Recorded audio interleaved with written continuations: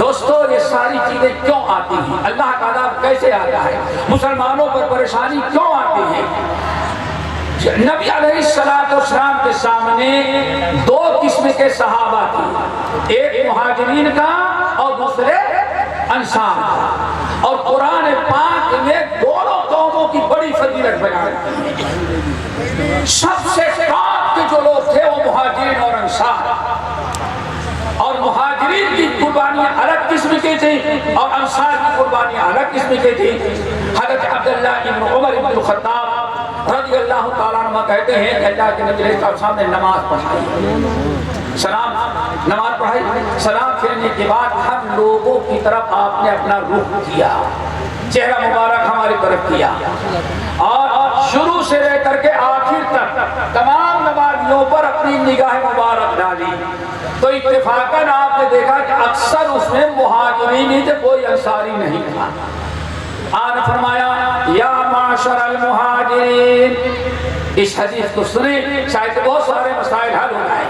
یا معاشر المہاجرین خمس اذا ابتلیتم بہن واعوذ باللہ ان تدرکوہن۔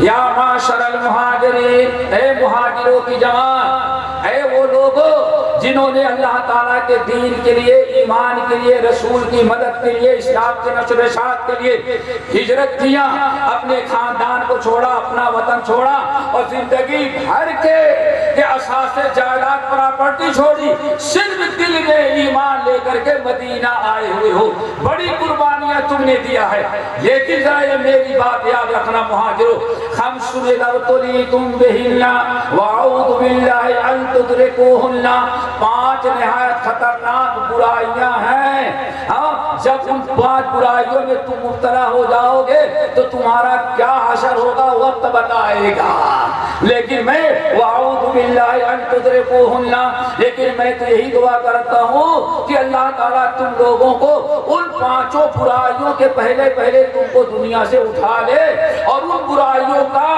سامنا تمہیں نہ کرنا پڑے۔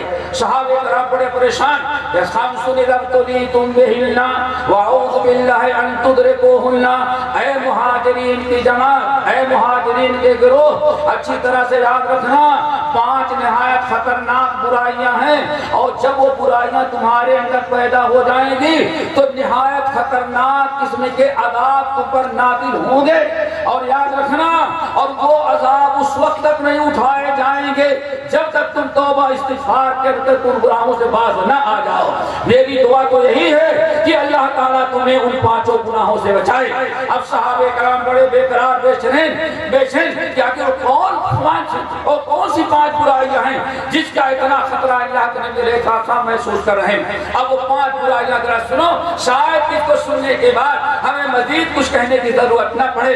اللہ ان 5 گناہوں کو ہمیں یاد رکھنے اور ان سے بچنے اور غیروں سے بچانے، غیروں سے کو بچانے اور ہم سب کو اپنی اصلاح کرنے کی توفیق نصیب کر دے۔ کیا ہے؟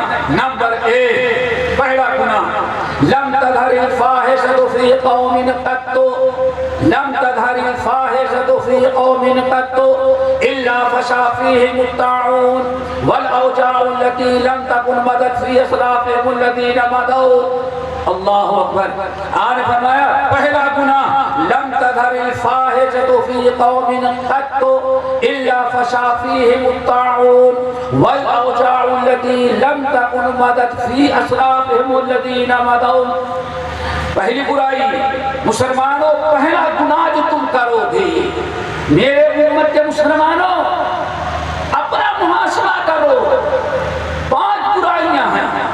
پہلی برائی، لم تظہر الفاحشۃ فی قوم قط، جب تمہارے کسی قوم میں بے حیائی اور برائی، بے حیائی، فحش، ننگا پن، عریانیت، بے شرمی، زنا کے مقدمات، یہ ساری چیزیں عام ہو جائیں اور ان برائیوں کے کرنے والے اتنا جری ہوں کہ مولانا سے ڈرے ہی نہیں، کوئی خوف نہ ہو، بلکہ ان کو چڑھانے کے لیے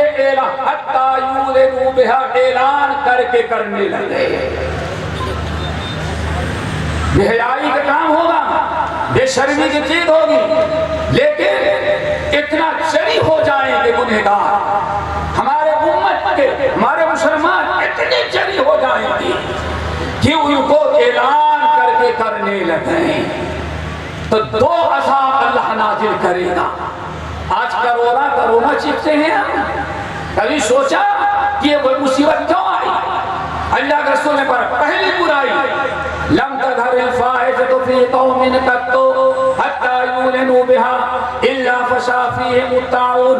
پہلا عذاب جہاں جس قوم نے بے حیائی، زناکاری، فحشکاری، عریانیت، ننگا پن عام ہو جائے گا، یہاں تک کہ دیواروں پر بھی ننگی تصویریں لٹکائی جائیں، اور یہ موبائل جب کھولا جائے گا تو اذان سننے کے لیے، نماز کا ٹائم ملانے کے لیے، سب اصل مقصد آنے کے پہلے اس پر کوئی ایک منچلی آپ کو نظر آئے گی، سمجھ گئے؟ عریاں، ننگا پن، اپنی طرح مائل کرنے والی، اس قسم کی گندی حرکت کرنے والی عورت آ جائے گی۔ اللہ اکبر۔ پھر پہلا عذاب تو اللہ طاعون کی بیماری نازل کرے گا۔ طاعون کی بیماری، طاعون کی بیماری یعنی کرونا اللہ پھیلائے گا۔ اور کیا کہیں گے آپ؟